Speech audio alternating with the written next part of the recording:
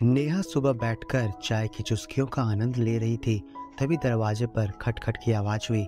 नेहा मुंह बनाते हुए उठी और मन ही मन बड़बड़ाते हुए बोली, एक कप चाय भी यहाँ शांति से नसीब नहीं होता।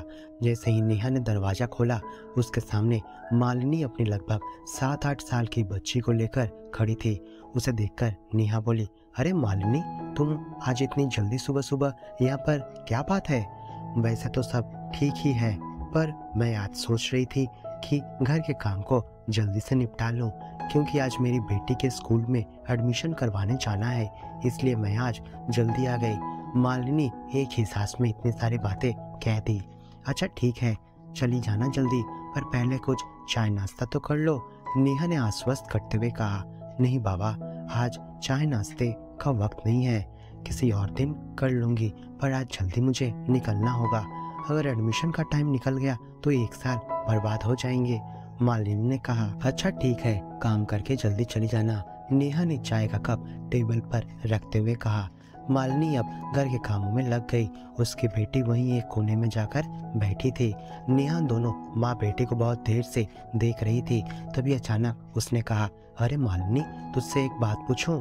हाँ भाभी, पूछिए ना, क्या बात है? तभी नेहा बोली, अब तो तुम्हारी बेटी बड़ी हो गई है, क्या तुमने दूसरे संतान के बारे में नहीं सोचा? एक बेटा होता तो तुम्हारे लिए अच्छा होता।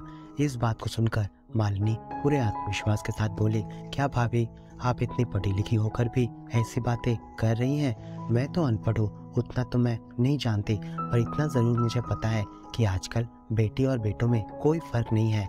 मैं तो अपने परिवार के लिए दूसरों के घरों में झाड़ू पोछा, बर्तन मांजकर किसी तरह पैसे जोड़ लेती हूँ। मेरे पति का भी कोई निश्चिंत काम नहीं है, उसका काम कभी होता है तो कभी बंद ही रहता है।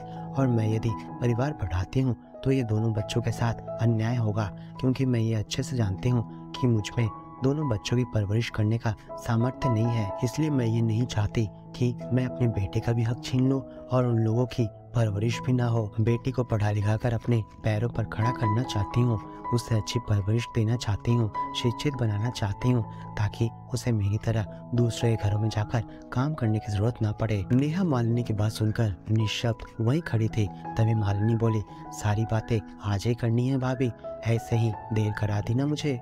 हाँ हाँ, टाइम तो हो चला है। अच्छा ठीक है, तू जाकर अपनी बेटी का एडमिशन करवा, मैं आज घर का काम संभाल लूंगी। कहते हुए नेहा ने झट से मालिनी के हाथों से झाड़ू ले लिया। अच्छा ठीक है भाभी, मैं चलती हूँ। तेज कदमों से मालिनी ने अपनी बेटी का हाथ पकड़कर जाने लगी। तभी नेहा बोली, जरा 1 मिनट रुक, अगर पैसों की कोई जरूरत हो तो मुझसे मांग लेना। जी भाभी, मांग लूंगी। नेहा मालिनी को उसके आत्मविश्वास से भरे कदमों को जाते हुए वहीं खड़ी होकर देखती रही।